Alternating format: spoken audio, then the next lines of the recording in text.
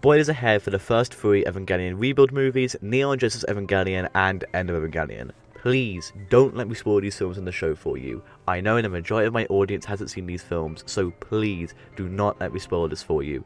These films in the show are a ride that I do not want to spoil. I mean, you can barely even describe them without watching the show. So if you watch this video without watching them, then you're just going to spoil it all for you without any of the impact being there. So please, do not care about the views on this video. I just want to make this video. So this is your warning. Please, I don't give a shit about if this is my least successful video or not. This is your spoiler warning.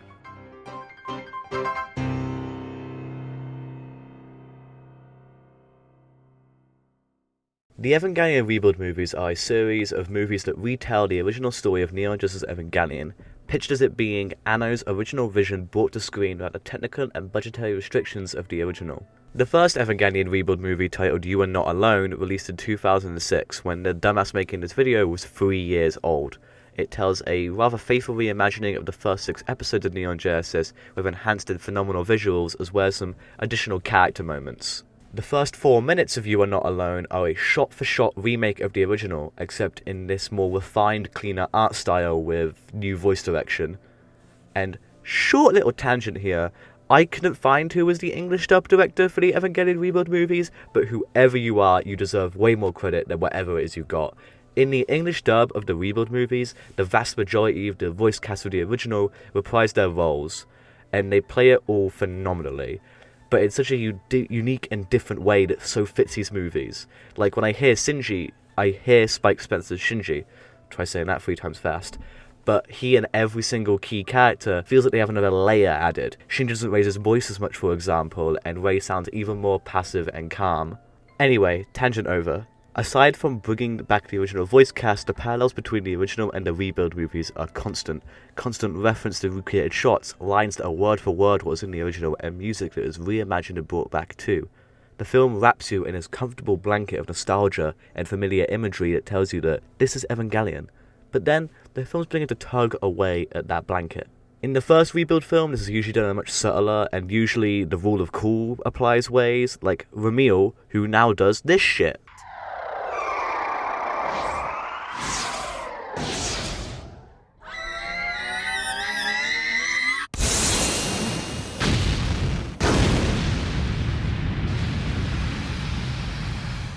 Fucking hell, that's cool.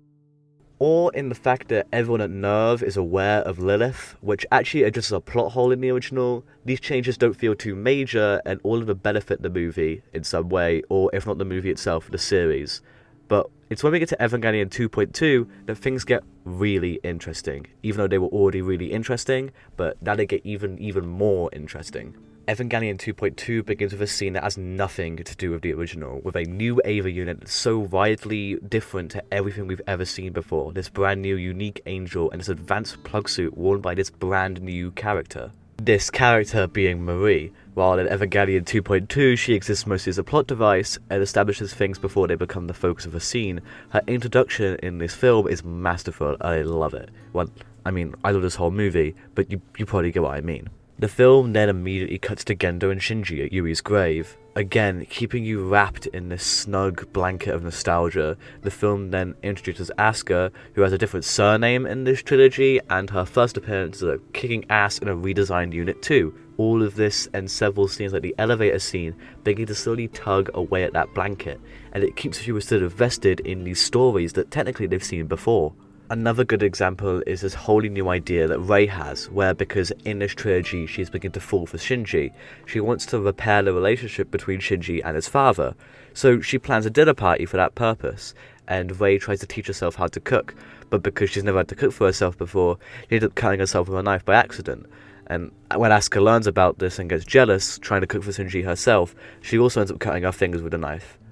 So when we get to the iconic elevator scene, in the Rebuild movies it has an entirely different meaning, whereas in the original scene it highlighted Asuka's depression and self-destructive spiral that she was going through at the time. Rei tries to give her advice and Asuka bashfully denies it, hits Rei, and then walks off in a huff. But in the Rebuild movies, the scene revolves around Rei's relationship with Shinji and Asuka's jealousy of that connection. Because of Rei's connection with Shinji and the fact that they've started to fall for each other, Rei decides to catch Asuka's hand when she swings, and it then focuses on the cuts on their hands, Rei's far outnumbering hers, and then Asuka leaves in a huff. The scene still has the same framing, similar dialogue like Asuka comparing Rei to a doll in both versions, but by adding this catch and the focus on their hands shows just how much further this version of Rei has come compared to her previous incarnation. So when we get to the next big part of this movie, the 9th Angel fight, or 13th in the original, where Unit 4 is contaminated and then controlled by an angel, and it's then revealed that the pilot of Unit 4 isn't Toji like in the original, but Asuka.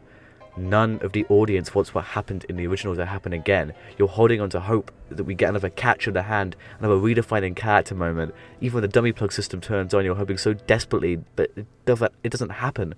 Unit 1 destroys Unit 4 like in the original, and in response to killing a friend, Shinji quits the program. Except not even Asuka is a backup. Rei doesn't even try to stop Shinji leaving the program.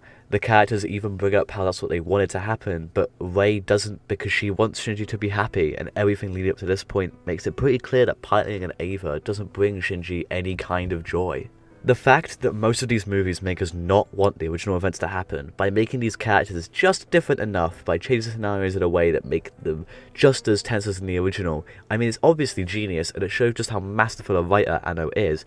The fact that even though most of the audience has already seen this story, already seen these characters go through this turmoil, we're still on the edge of our seat for what will happen next. And then we reach the end of 2.2, when Rei sacrifices herself so that Shinji wouldn't have to pilot again, and even though, unfortunately, this sacrifice is mostly in vain.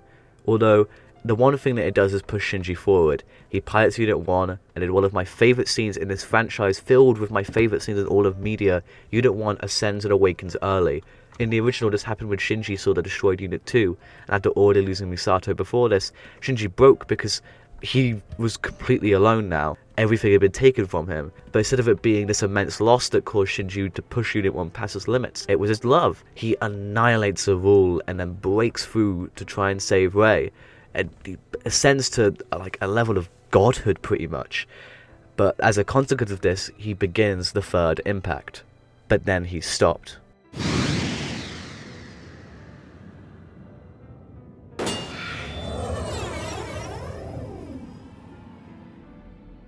And when he does, Kaoru in a new Eva unit descends, and then we get a next time trailer for a film that we're probably never going to see.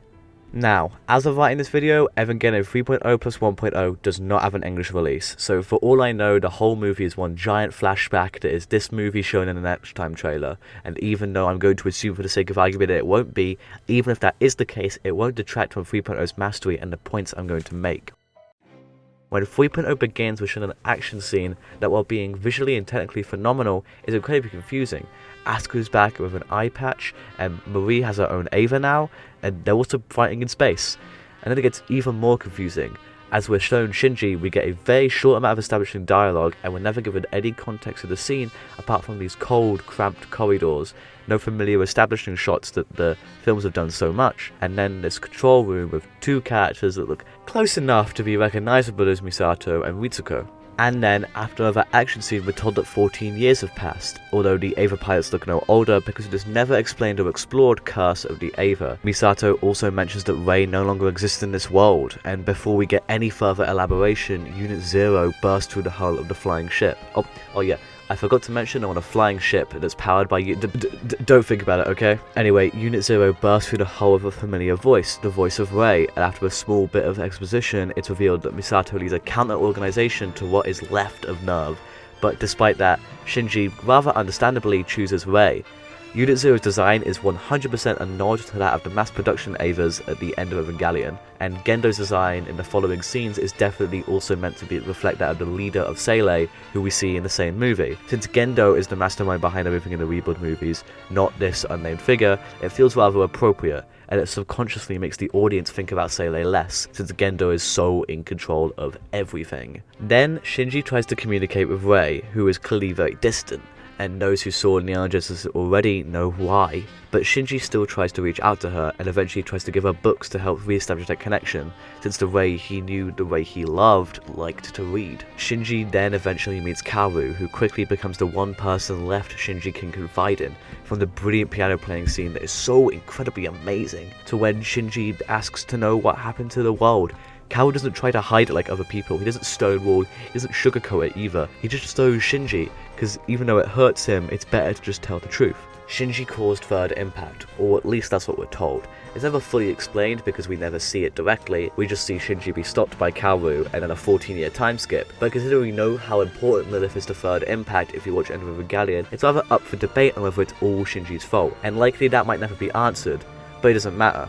Because after Shinji learns and believes that he destroyed the world, caused the death of millions of people, and ultimately, he's the reason everyone was so hostile towards him earlier, Kaoru offers him a chance to undo it.